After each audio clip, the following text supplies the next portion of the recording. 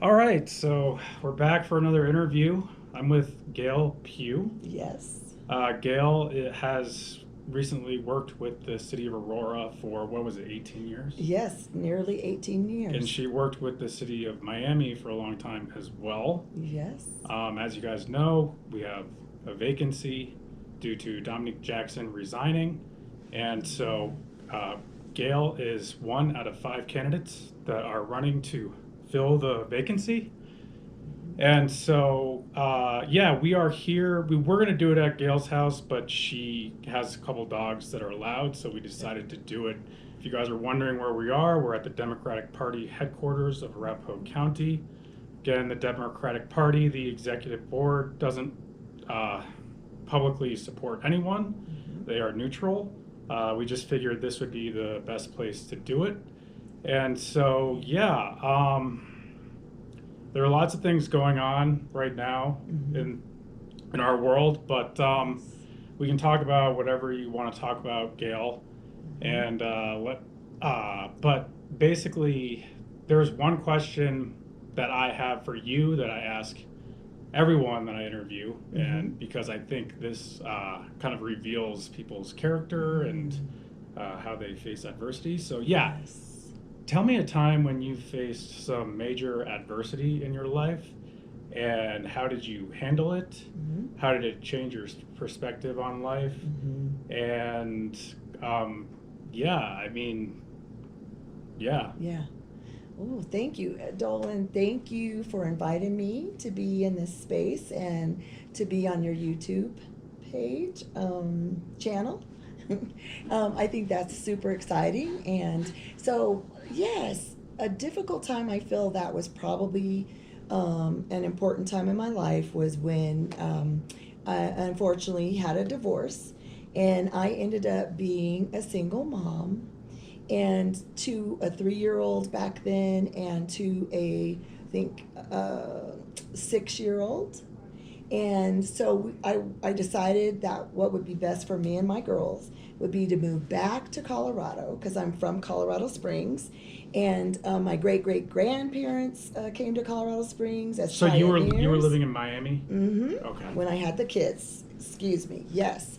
So I was living in Miami, Florida. I had my children there, and then I decided, what would be best for the family, and that would be to come back. And I moved to Aurora, which is, House District 42. I've been there 21 years. So it was a difficult time for me being a single mom, raising my two daughters, being concerned about their education, and just getting the support that I needed to help in raising them.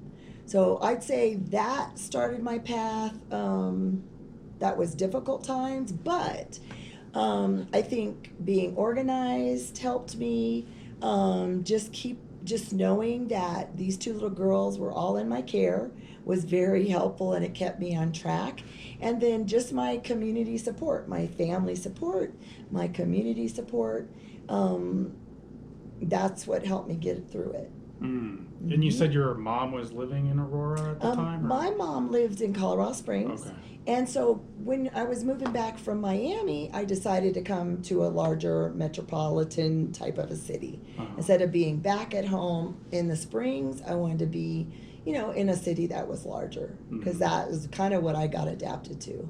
And there was some diversity in Aurora as well. Some of the immigrant populations that were moving there had moved there in the 2000s, early 2000s. It felt good because that was what Miami was like as well. So when you moved to Aurora, it was in 2001, right? Yes, 2001. Okay. Yeah. Yes. And so tell us a little bit about Colorado. What was it like growing up in Colorado Springs? What kind of a Sure. childhood did you have? Was it Yes. comfortable? Yes. Did you enjoy it? Yes, I did. My mom, it's interesting because she had 7 children. She raised us sometimes, being divorced and by herself. And I think she modeled for me the things that I modeled for my kids. She got up in the morning, made sure the kids were good and safe, and then, she would go off to work and then come back. but some of her passion was around making sure that she voted. So she, we might have walked to the polls back in the day, and maybe not had a car all the time, but we got to the polls and make sure we voted. So those were the things that she modeled to me. So when I turned 18, that's just something I knew I had to do. And then I grew up in the community just west of I-25 near Bijou Bridge, Bijou Street that would go across the bridge into downtown Colorado Springs. So I had an awesome community. We were all pretty tight knit. Some were military folks. My small church community was there. So, everybody in the neighborhood would be able to keep an eye on you. And those were some of the things I think I missed when I moved to Aurora, because I had to make new friends, make new community members, and just build my own type of circle, my own village, as you will. Yeah. Yeah, but Colorado Springs was awesome. I think again, I grew up poor. Now that I'm older, I realize that. But I had a lot of love. My grandparents were down the street, my aunts, my uncles. So those were the things that I think my daughters sometimes missed. But we also had other folks in our lives in the community to help substitute for some of those experiences. In the community in Aurora? Mm-hmm. Okay. Yes. So your mom, 6 siblings? Uh-huh, yes. So how did your mom do that, being a single mother? Ooh. I mean, would she go to work and you would be home? Yeah, so my grandma lived across from Bristol Elementary School, my grandmother, which was my mother's mother. So, we could get dropped off to Granny's house, or when we got older, we would be able to walk to school, but I would go to lunch at my grandma's house. And so that worked. And then my grandpa, he would make sure we got home. And so we wouldn't always be by ourselves. But of course, when we got a little bit older, yes, I could say we would walk home, but then I had older siblings, so sometimes they were home. So we had a pretty big age gap between my older siblings and myself and my little brother. Yeah. So what made you, so we know that, you work in fire code enforcement, right? Yes, I do. I'm a fire inspector. Okay. But I also know that you went to school for criminal justice, right? Yes, so I am a proud graduate of the University of Denver, and I majored in law and society with a minor in business administration. So with that law and society program, we studied in a socio-political way how the law affects people and how people affect the law. And so I think that's kind of what really also added to my passion, is that, I believe people definitely, when we speak up, when we use our voices, we affect the law. So that's been absolutely, that's where I graduated from. Yeah, go ahead. So what do you see that's kind of working? What do you think is not working? What really kind of fired you up to want to run? Did you see that there was something that was missing and you were like, I need to step up? Or Yes. So I would say I've always, even when I went to the University of Denver, there was an essay that I had, and what would I do if I was mayor for the day? So there's all these little things that have been planted in my life. It wasn't something like one day I just said, oh yeah, I'll run. But I always looked and observed, our elected officials, and just watched what they did. And when I was... So was this at the city council level? Was it like state level, federal, all the above? I would say almost all the above. Okay. And I was going to get back to this point. With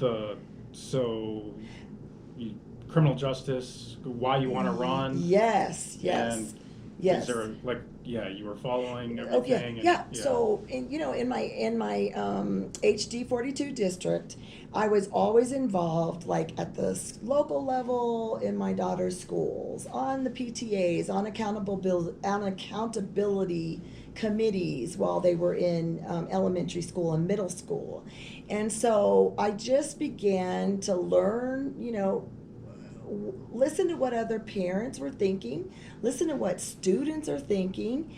And when I was working parent organizing as a parent leader with Together Colorado, that's when I really learned to use my voice as well. And I really learned how to listen to community and how to go about influencing and making a difference with political officials. And that started getting me excited, because at some point I was just like, well, I can go and listen and organize, and we all use our voices, and I can push. But I felt at some point that I felt like I was called to just, step into the space and be able to be the voice Were you working with folks. the school board? I mean, were you I did. I ran for school board okay. in 2017. But like the accountability committee, would you reach out to the school board, or were you working with the school and the school board? We would work a lot on accountability committees with the principal, with the teachers, and look at, the data, see how students are growing, where they're not, give our parental input that way. What do you think is missing in our schools? So like, I know that at the city level in Aurora, we've had the shootings recently at the schools, and it's turned into, they're saying it's a mental health problem. Yes. And I guess that would probably start with the family and work its way up to the school. And like, we need to implement programs like after school programs, whether it be sports, whether it be music, art, whatever, like someplace where people can go after school to have something to do. Yes. But I would assume that some of this is the social media thing with TikTok and Instagram and so I guess I know that the city of Aurora is trying to tackle this right now, and it's not really working. The program that they're trying to implement, and they just feel like the money isn't being allocated correctly, and the program isn't really up to par. So what do you think? Does it start with the family? Does it, it's the guns, the family, the mental health, the social media, all these things. I mean, what are we doing wrong in our school? I mean, so what I think we should do is we need counseling in the schools, and we need after school programs, we need sports, we need to encourage kids to play an instrument. And I think if someone can't afford to play an instrument, it should be subsidized. I'm willing to pay more taxes for that. Absolutely. And but the problem with Aurora is that people don't like taxes. So I mean, I've kind of rambled on here, but what do you think? What do we, when you were involved in the accountability, what did you see was missing? So these are my personal beliefs. So my daughter went to Aurora Central High School, and back then, as a parent group, we were advocating for transportation. We were really researching and diving into data and information that we were getting from the gang unit. I think it was AGRASP in Aurora. Sorry to interrupt you. Yes. So do you think the problem with the shootings and the violence at the youth level, do you think it's mainly gangs, or do you think it's, but do you think it's also I think it's not gangs? I agree because with the city council is having a debate over this. Oh. The Republicans say gangs, gangs, gangs, and then the Democrats are saying it's not just gangs. It's a combination, and you touched on all of those. So I do think there's a combination. I know that my daughter had school counselors, but they had a heavy load of maybe 500 students with one counselor. Now that's approximately. They didn't have psychologists, and we know that psychologists can help us, with our mental health and our behavior health. I think that that's what was missing when my daughter was in school. And I think also I know as a mom, I tried my best to keep my daughters involved. And sometimes it wasn't a question of, do you want to be involved? It was like, you're going to pick something and you're going to pick it and be involved. So I feel that's the part of the parent where we're just going to be like, here's what, check out, bring home what you got with your after school programs and community programs.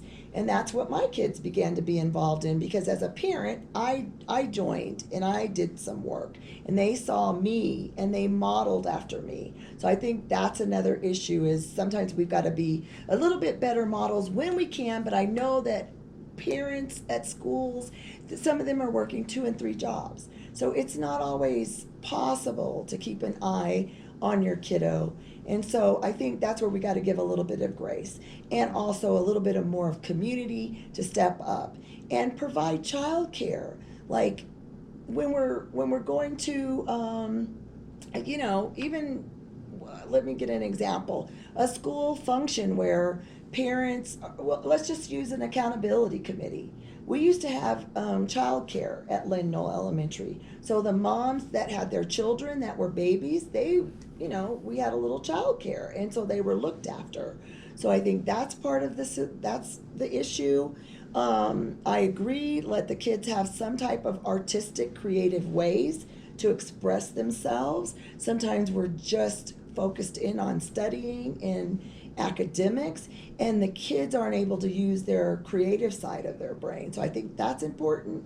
Then, of course, we do need to watch out where our kids are at as much as possible. I think that's where the community and the village that I had in Colorado Springs growing up, the village I had to create on my own in Aurora, comes into play. We've got to depend on other folks in our community, trusted people. We can't just hand our kids over to anybody, but trusted people that will help us raise our children. And I think those are all part of the issue. And looking at just gang violence, just thinking and assuming every child is associated with a gang because that's the stereotype, that's wrong.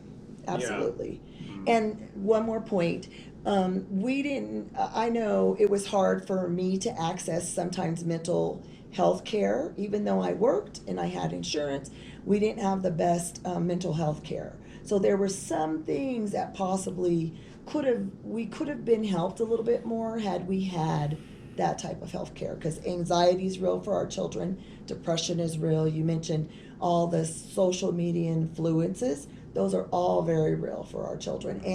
And having that mental health care would be awesome. We had the physical care, but we need to have the physical care and the mental care, a total system, a whole system. Yeah. Wow, so there's so much I want to. So do you think that these programs that the city wants to implement, do you think it should, I personally think it should be implemented through the schools instead of having it be separate? And so it would just be funded directly to the schools instead of having the city decide how these programs are set up.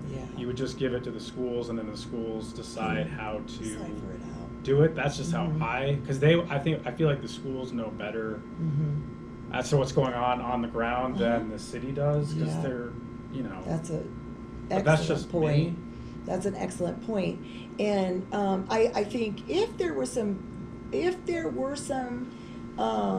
groups or organizations in our community, and I know there is, and I'm just going to speak of this one group in particular, YAASPA, which is a Young Aspiring Americans for Social and Political Activism. I know that they are active in our schools. The staff and the children look like our schools in APS. And there are kids who are learning how to advocate on their own and advocate for their own needs. So I know they're doing some really super great work. So if the city saw that there was a group, and I'm just using them as an example, there's other groups, the Aurora, NAACP Youth Council. I was an advisor to them for many years, and that my daughters were also members there. So there are really good groups in Aurora. They're probably not ran, by the city all the time, but they're out there. So the city should be seeking that out. And I do think as well, the schools, they know how to deal with, they're trained, right, to deal with students and youth and children. So I was thinking about it too, that, there's some schools that are closing in Aurora Public Schools. Why not take the building and figure out how to supply youth programs in those spaces, so then they would be in the neighborhoods, and the kids could walk there and get there, and not have to worry about how do I get home, how do I get my child there while I'm at work. So I think we got to look at accessibility, which is something you just brought up. We don't need a youth center that the people in Ward 3, I'll just use that terminology because I live in Ward 3, our House District 42, can't even really get to the program. And so I think that's just some of the solutions. And I agree with you totally about schools playing a part in it. Mm-hmm. Yep. So with the whole social media thing, Mm-hmm. I know that like on TikTok, Mm-hmm. there was a nationwide thing where there was a bet, like everyone shoot up your school Yes. thing type of thing. So like Yes. TikTok has been like, and then like girls' images of themselves through Mhm. social media has Mhm. really been Yeah. a factor. So like I know that Yes. in China, what they're doing is limiting the amount of social media the kids can consume per day. Mhm. What do you think about that? Mhm.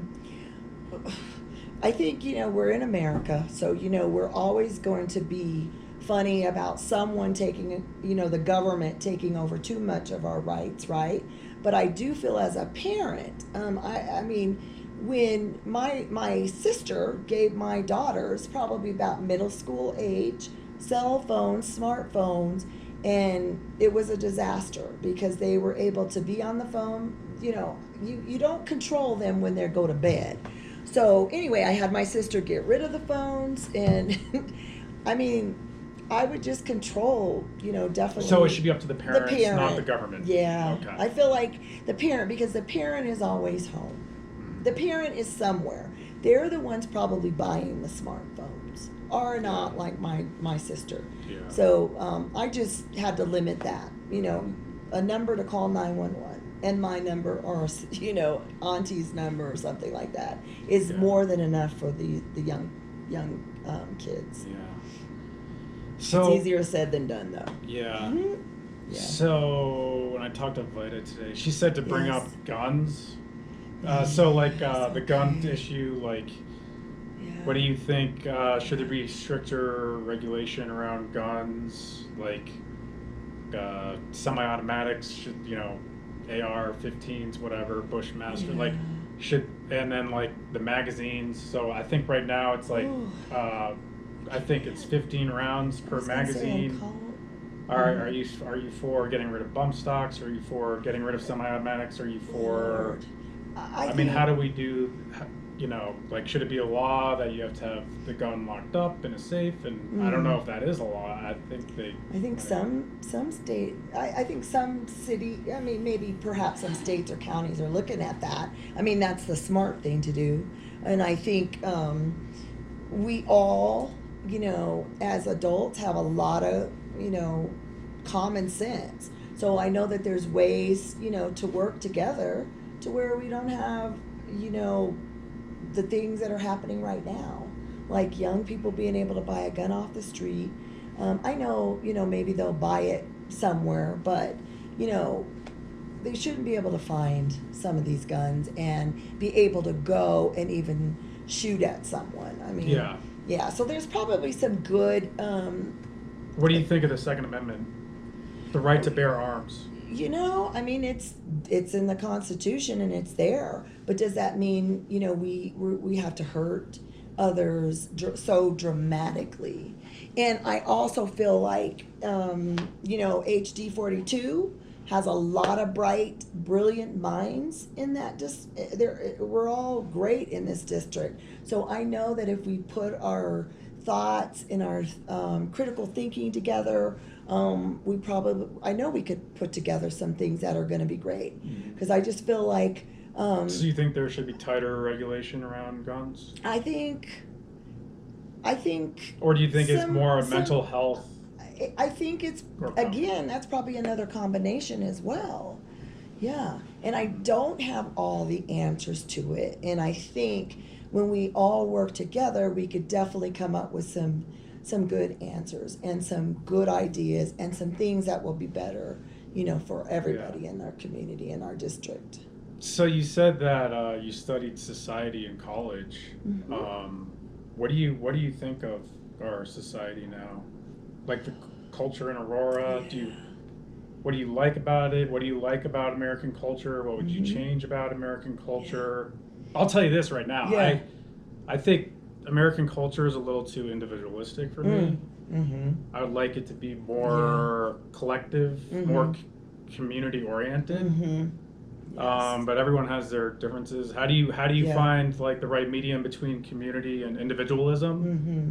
And for me, it's too hyper free market capitalism, individualist. Like, you gotta pick yourself up by the bootstraps kind of thing. Oh. But I'm lazy, so I mean, I'm always gonna be preaching. We need more, like, just like hand Yeah. everything to me. I'm sitting right here, Yeah. kind of thing. So Well, somebody said, probably, I don't know who it was, but they were like, how do I pick myself up when I don't even have a pair of boots? But some things I love, I'll just talk about, our community, our HD 42, because that's where I've been living for 21 years and just, all involved in for all this time. I think I love like the different small restaurants that have a lot of different types of food. Ethiopian, Greek, Mediterranean, Italian, American, our hamburgers. And so that's one thing I enjoy about it. I enjoy just meeting. I meet a lot of really great people in Aurora. And so do you feel like you're connected to the community? yeah. You have like a big social circle of people that you hang out with? I do. But Nice. I'm kind of outgoing. So, Yeah. even from college, I've got my college friends. And we're just all a big bundle of diverse folks. And every race. So, I love that part about it. And the friends that I'm with, we enjoy learning from each other. And I do like to shop. So I think that's fun. I know, but that's Shocking. part of the fun community stuff. Yeah. The mall. Well, you're supporting the economy. Absolutely. Yeah. And you honestly, go to the mall? You still go to the mall? Aurora Mall, I still do. Wow.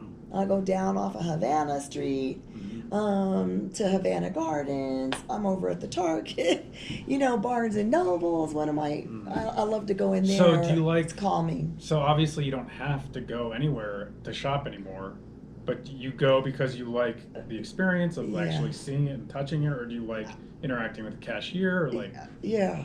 What is it about you like shopping in person that's so great? I like when the cashier, when the people at like my store, Lane Bryant, we'll just throw that out there. They're always friendly. They want to help, and sometimes strike up a conversation. Sometimes we don't talk. I'll just be like, this is what I'm looking for, and they'll point me there, and I could figure it out. At Target, it gets so ridiculous because I worked, like 5 minutes. Well, just around the corner from Target. And so one of the cashiers there, we just began to know each other. So sometimes I'll go in Target still and kind of look down, the cashier row and see if she's there. And she'll see me. We don't always know each other's name, but she'll be like, oh, I haven't seen you in a while. And I go, how are you doing? And we'll just kind of check in on each other like that. But yeah, it's cool. Is there anything you would change about kind of culture in Aurora? I would like to see that, the different areas of Aurora were kind of treated the same.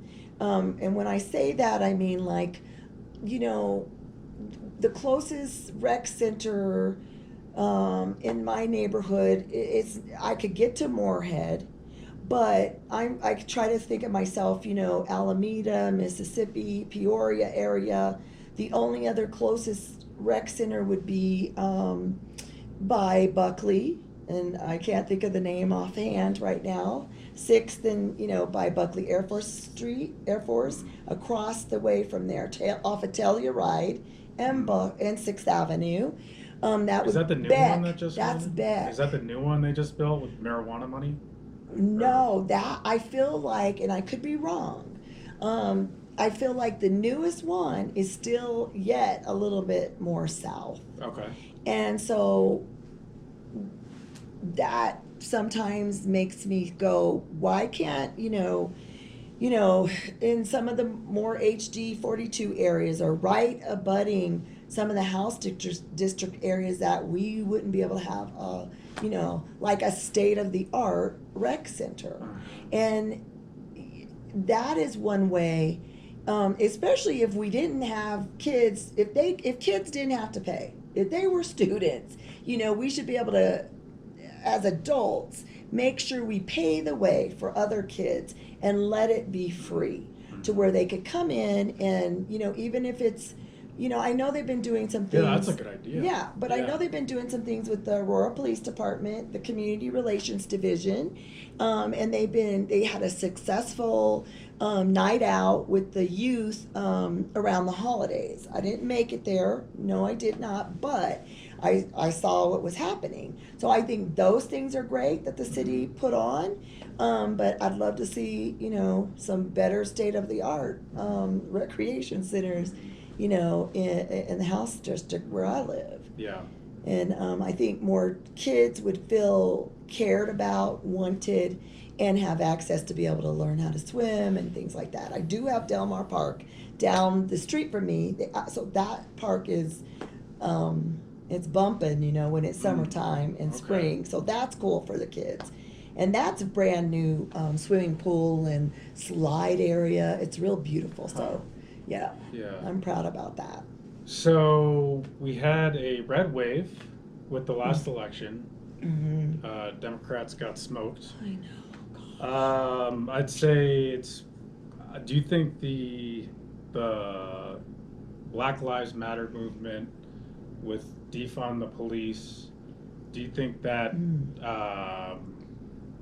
might have backfired because crime went up and everyone's saying, oh, the police were chastised and the police officers were quitting, there was a shortage of police, and then the Republicans used that as a way to, now I'm not saying that Black Lives Matter movement didn't matter, but the Republicans ran on public safety.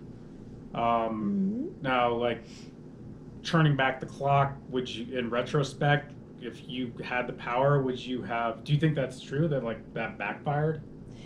I'm not sure. I feel like people like to use, some excuses for Black Lives Matter, because I think,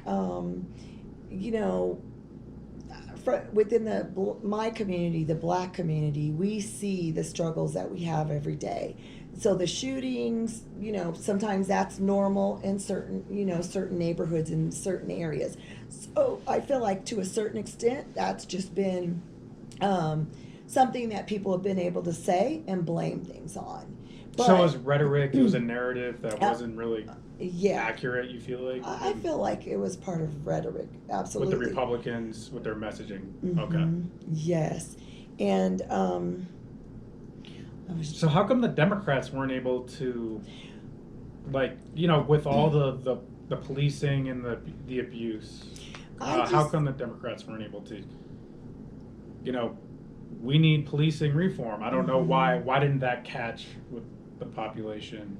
Is it because crime went up kind of thing? I think you have to relate. I think there's sometimes you can give different messages to help people understand it. So, maybe defund to some people in the communities that I'm around. Some thought it was too harsh. There were others that were like, no, let's just be honest and let's just be real about it. That, maybe you don't have to allocate so much funding over here to the police departments. But then in Aurora, like with City of Aurora, when I was there, and of course I still have friends there, awesome friends still there that are fire and police officers. And wow. we talk a lot. Oh, actual police officers in Aurora? Mm-hmm. Oh, wow. And not the whole force, a few, definitely a few. Huh. And just really because we had working relationships a lot of times, and at work. So at work, when I was working for City of Aurora, we had our police officers that came around. Of course, as a as a fire inspector, and former code enforcement officer, we would go to court. So of course we're going to have, develop these friendships at the municipal court system and, and other police officers. And of course we would work together sometimes on issues that needed to be resolved. But I do know when I left Aurora, there was conversations around, just really pay. And I know the fire department has been losing some folks to other fire departments because of wages. I don't know if you. So this Aurora City Council just passed bigger bonus for the police department. So the police department's getting a bigger bonus than every other department in Aurora. Every department's getting a bonus, but the police are getting a bigger bonus. Yeah.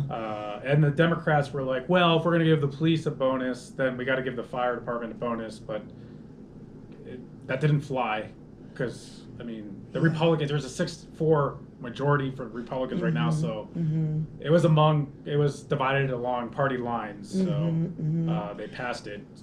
And police officers are putting their life on the line. Firefighters are putting their life on the line, and there should definitely be competitive wages. There are other employees in the City of Aurora, code enforcement officers, I would say, some have had, putting their lives on the line, because coming to someone's community and neighborhood and saying, you need to put in a brand new lawn, that sometimes the code officer on that end doesn't always have a good experience. So they do need to be paid well, all of them.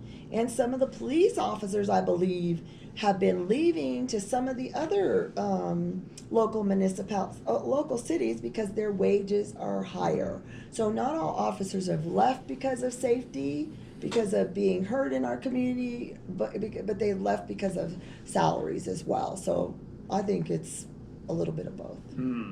Yeah. Could be. I'm not sure. Yeah.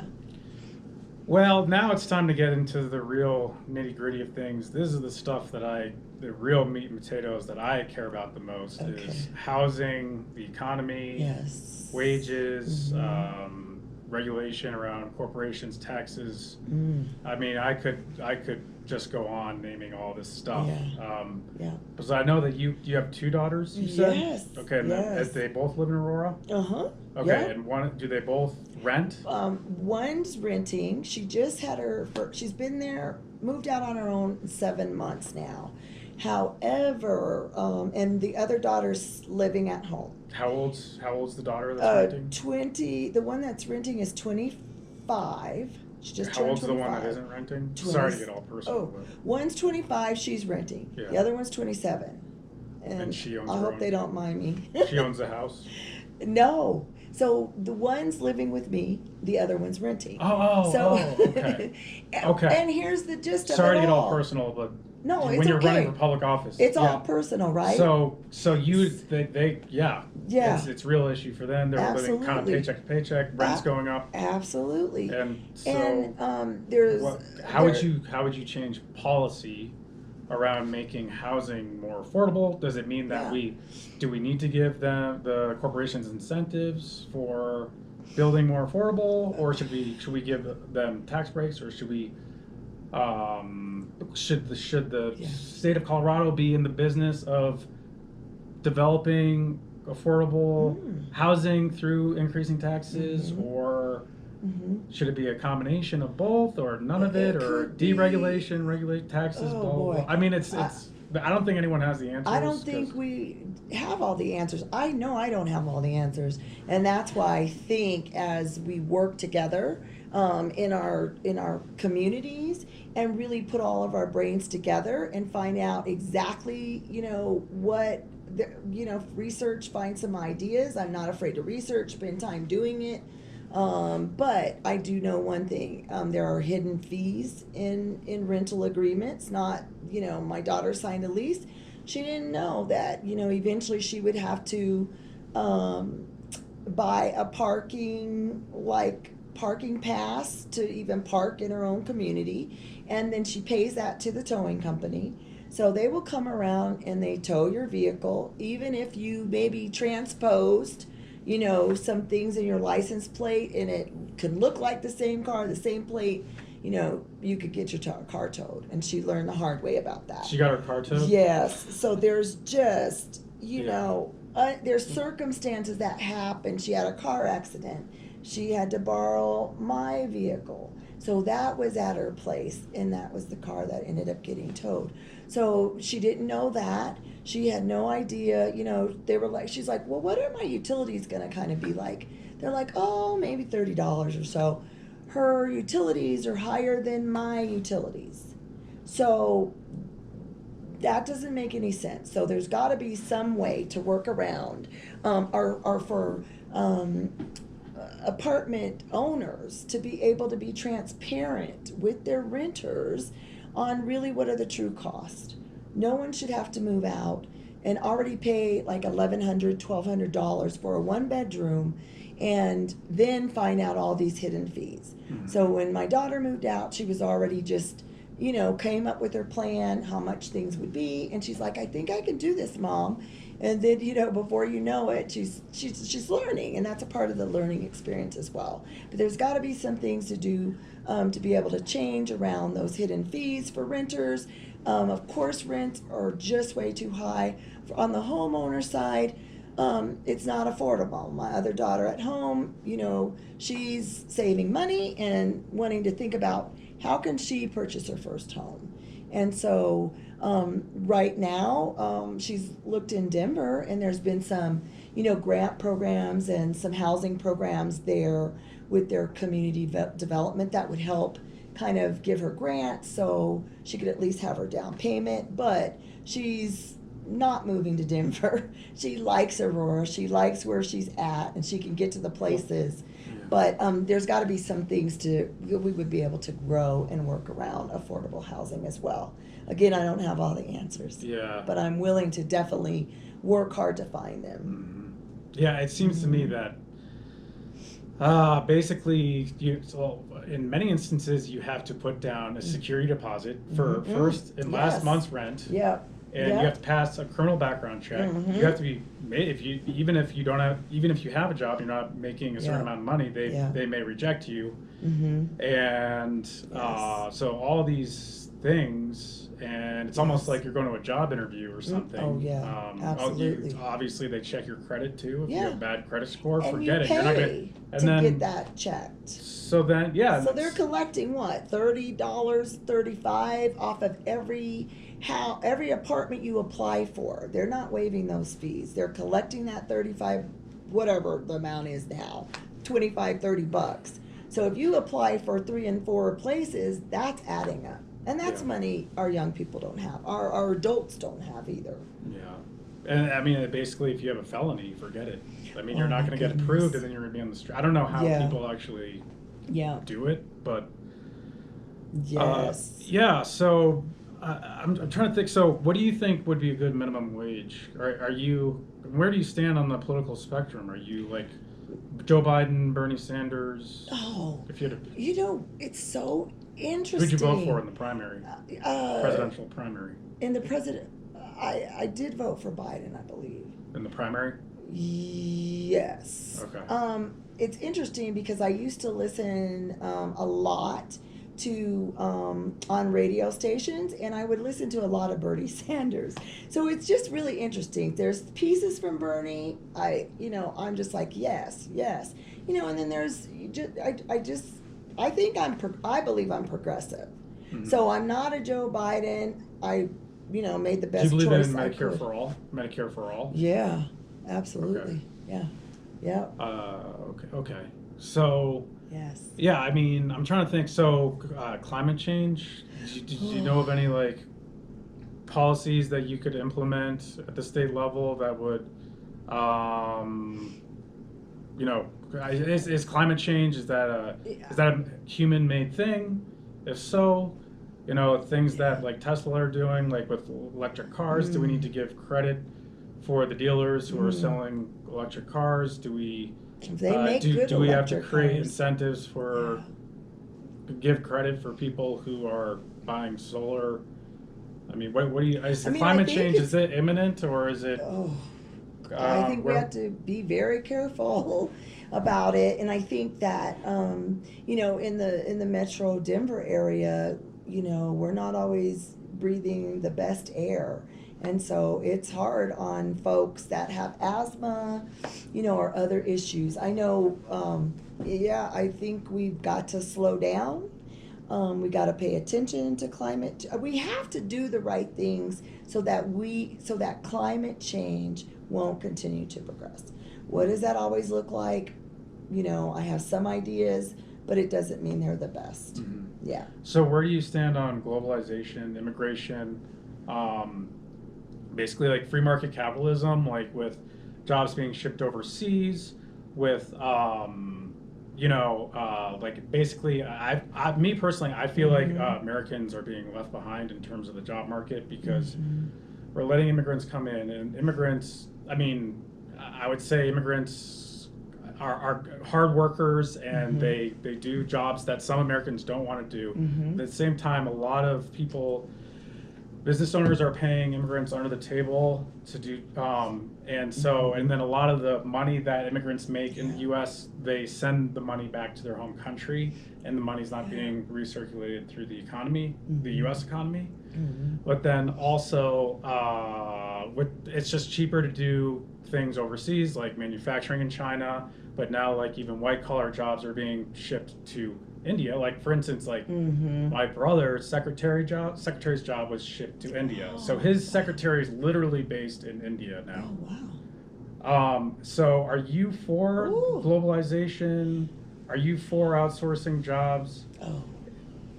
If not, No. how do you bring jobs back to the U.S.? I know that this is a federal level thing. Yes. But it's we want to know where your ideology stands on this, because these are the questions of our time that is essential to economics in the U.S.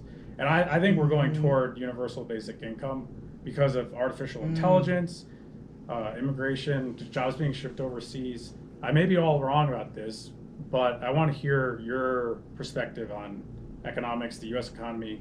Are we in a big bubble? Is it going to burst? Income inequality, upward mobility. Sorry, it's a lot, but just like economics, ready, set, go. I'll bring it down to my level. Yeah, just take it wherever you want to go with it. Sometimes I'm very concerned about my daughters. Will they be able to, you know, purchase a home and be comfortable paying the mortgage, and then, you know, carrying on whatever it is they want to else do in their life. You know, at Aurora Central High School, and I'm just bringing it down to my level, like I said, I, you know, sat and organized with lots of parents, you know, that weren't from, you know, our country.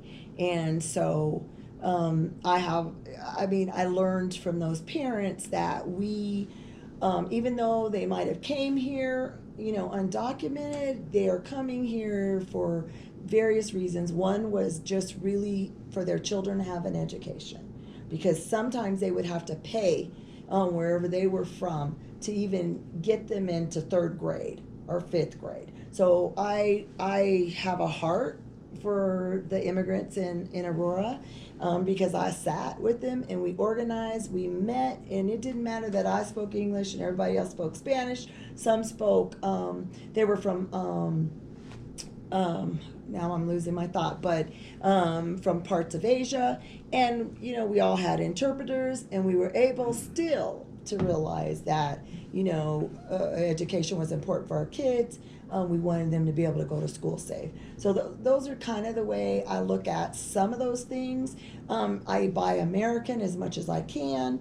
I'm reading now, you know, for products I purchase, especially for some of my skin products. I want to know where those are made at, and supporting supporting entrepreneurs is a big deal. I'm a member of the National Council of Negro Women, and so we always have a space for entrepreneurs to come in and be able to sell the things, because I think Americans, we like to be innovative, and I think when there's diversity, there's innovation, and so we want to definitely be inclusive with our diversity, whether that's your various abilities, your gender, your race, your ethnicity.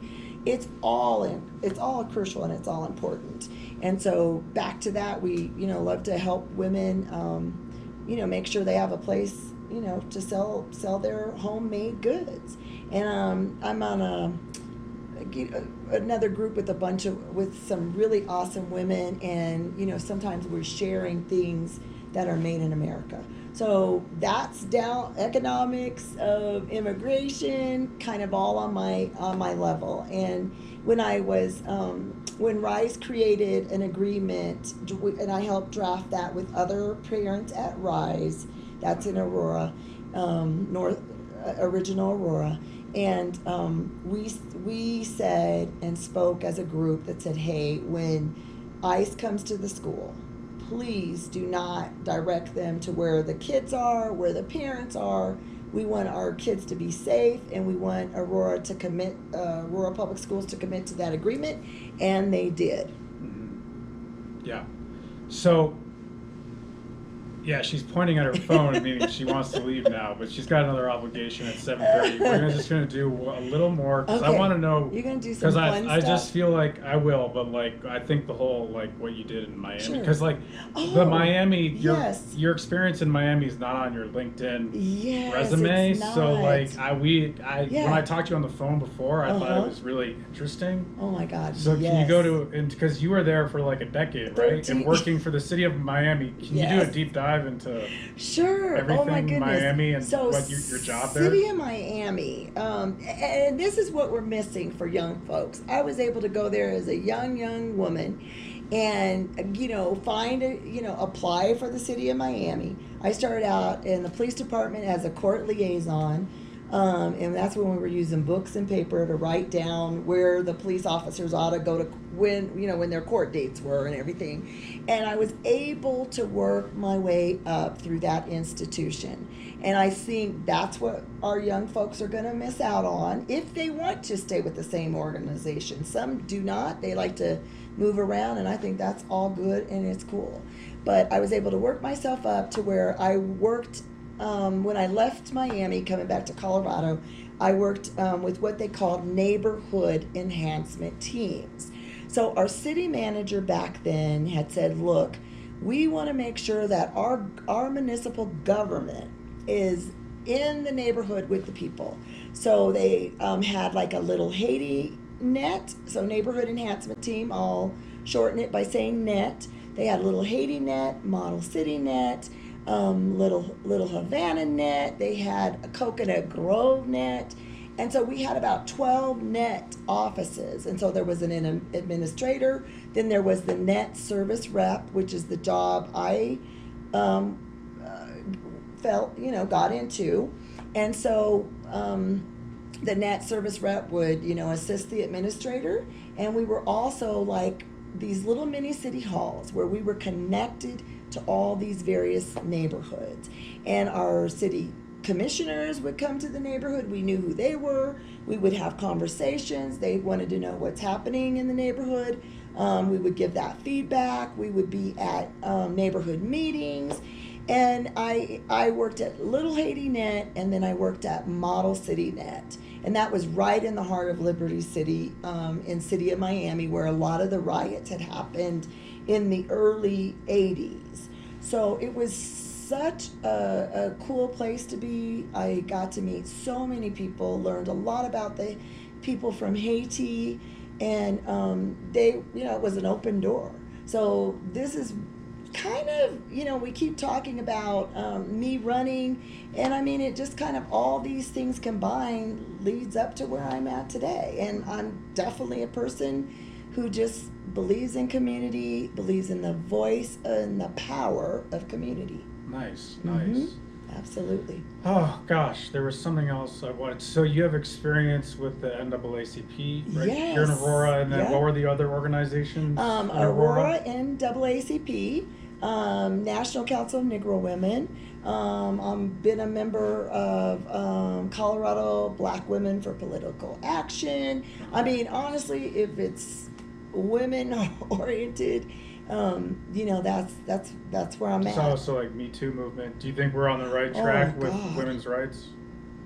Man, I know one thing that we've got to. I mean, I know y'all listeners. If you're listening to Dolan's TV station, YouTube channel, then I know you're going to be concerned about women's reproductive rights and the right for us to be able to make that decision about our own bodies.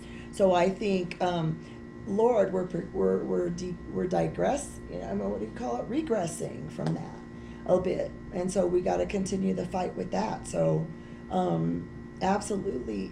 I don't talk about this a lot, but I was a victim in my marriage of domestic violence. So we still are struggling in those areas, and so there's still a lot of women out here who really need a lot of help, and they need resources, and they need the village, the support, from loved ones, community, to be able to help them, hopefully move out of those relationships that are not good.